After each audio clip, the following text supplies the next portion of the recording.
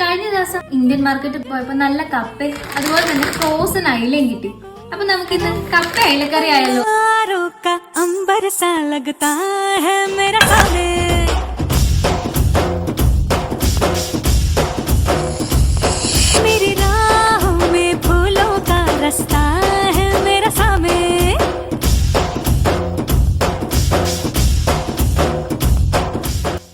അങ്ങനെ നമ്മുടെ കപ്പയും മീൻകറി റെഡി ആയിട്ടുണ്ട്. നമുക്കൊന്ന് ടേസ്റ്റ് ചെയ്ത് നോക്കിയാലോ. ഞാൻ ആദ്യം കുറച്ച് പ്ലേറ്റിലേക്ക് ഒന്ന് എടുക്കട്ടെ.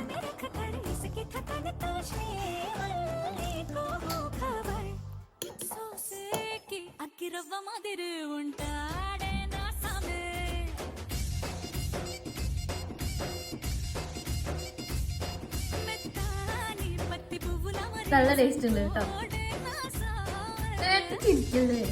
നല്ല ടേസ്റ്റ് ഉണ്ട് കേട്ടോ. അത് ഫ്രോസൺ ഫിഷ് ആണെന്ന് നമുക്ക് അറിയണമെന്നില്ല.